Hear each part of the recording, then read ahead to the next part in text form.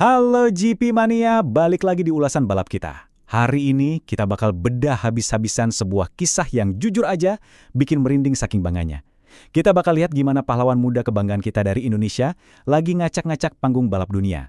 Siapin diri kalian ya, karena apa yang baru aja dilakuin Veda Riga Pratama di seri Moto3 Le Mans Prancis 2026 ini bener-bener spektakuler dan pastinya wajib banget kita rayain bareng-bareng. Oke, mari kita langsung masuki intinya. Coba kalian perhatiin angka ini. 4. Peringkat keempat. Ini bukan sembarang angka, teman-teman. Posisi finish yang fenomenal ini sukses bikin seluruh pedok Moto3 geleng-geleng kepala.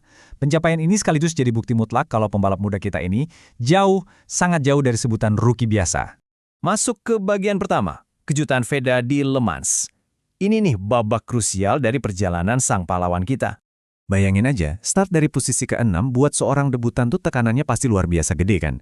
Tapi, Veda, alih-alih panik, dia malah tenang banget jaga ritme balapannya. Dia pinter banget ngehindarin berbagai drama dan insiden yang bikin pembalap lain pada tumbang. Terus pelan, api pasti, bung, dia merangsek maju. Dia balapan dengan super cerdas sampai akhirnya ngunci posisi keempat, persis di belakang nama-nama monster kayak Maximo Quiles, Adrian Fernandez, dan Matteo Bertele. Lanjut ke bagian kedua, ujian brutal di sirkuit Bugatti. Kisah heroik kan nggak seru ya kalau nggak ada rintangan yang gila. Poin pentingnya di sini, Le Mans itu sirkuit yang nggak ada ramah-ramahnya sama sekali, apalagi buat anak baru. Layout sirkuit Bugatti ini teknikal abis, penuh sama tikungan lambat yang menjebak dan butuh pengereman yang super ekstrim. Belum lagi, karakter kelas Moto3 kan emang selalu nyajiin duel rapat yang sangat agresif sampai tikungan terakhir di lap terakhir. Normalnya, kondisi sebrutal ini bakal nelan mentah-mentah mental seorang rookie. Tapi kerennya, Veda nolak tunduk sama tekanan sirkuit ini. Sekarang kita masuk ke bagian ketiga, senjata rahasia sang rookie. Mari kita bongkar resep rahasianya. Nah, ini dia formula sukses Veda yang bikin dia beda level dari rombongan rookie lainnya. Ada 4 pilar utama yang jadi fondasinya. Konsistensi yang solid, adaptasi yang cepat banget, mentalitas yang matang, dan tentunya kepercayaan penuh dari timnya. 4 hal inilah yang jadi amunisi utama dia di tiap balapan. Yang paling menarik buat kita garis bawahi di sini adalah soal mentalitas yang matang. Kedewasaan Veda pas ngambil keputusan saat balapan berlangsung tuh benar-benar di luar nalar buat pembalap seumurannya. Alih-alih gampang kepancing emosi, dia secara sadar ngindarin duel-duel berisiko di lap-lap awal, cuma buat jaga kondisi ban dan nahan ritme. Strategi cerdik inilah yang bikin dia masih punya tenaga dan grip maksimal di akhir balapan, tepat pas pembalap lain udah mulai ngos-ngosan dan kehilangan speed. Coba deh kita bandingin, pembalap rookie pada umumnya tuh masih kewalahan banget ngebaca dan ngikutin ritme Moto3 yang super agresif. Mereka sering panik kena tekanan dan bingung gimana cara memanfaatin slipstream.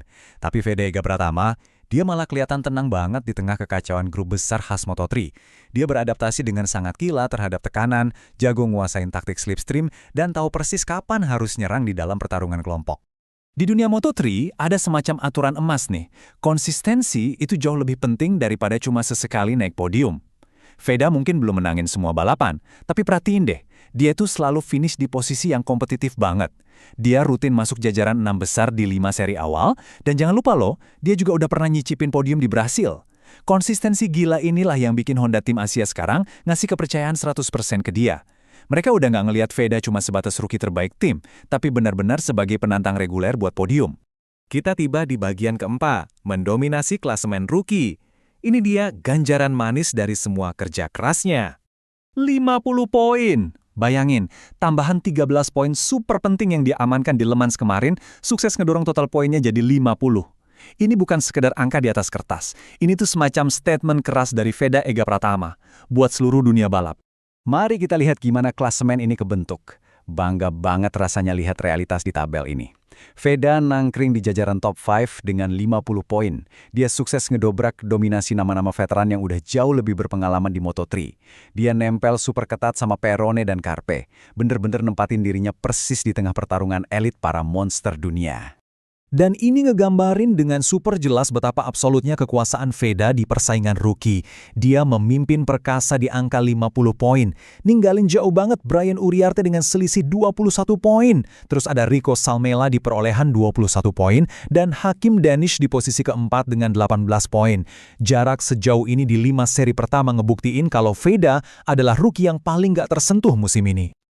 Terakhir, kita menuju bagian kelima, tantangan selanjutnya di Catalunya. Dengan momentum segila ini, apa sih arti sebenarnya buat langkah Veda di sisa musim 2026? Gini, kalau tren dominasi ini terus dia pertahanin, Veda tuh nggak cuma lagi ada di jalur tol menuju gelar prestisius Rookie of the Year. Dia tuh bener-bener udah siap buat mengacak-ngacak tatanan kelas atas Moto3 dan bertarung mati-matian demi jadi langganan podium di paruh kedua musim nanti. Ini adalah mimpi yang perlahan tapi pasti jadi nyata buat kita semua para penggemar balap di tanah air. Jadi, sebagai penutup ulasan kita, satu pertanyaan besar yang bikin kita semua penasaran adalah, apakah Veda udah benar-benar siap buat ngejadiin podium sebagai kebiasaan barunya mulai dari balapan krusial di Catalunya besok? Seri mendatang ini bakal jadi ujian pembuktian yang paling ditunggu-tunggu. Perjuangan Veda Ega Pratama sejauh ini udah membuktikan ke kita semua kalau talenta lokal kita itu benar-benar mampu bersaing dan mendominasi di kancah internasional. Pokoknya terus pantau perkembangannya, kasih dukungan terbaik kalian, dan sampai jumpa di ulasan balap kita yang berikutnya.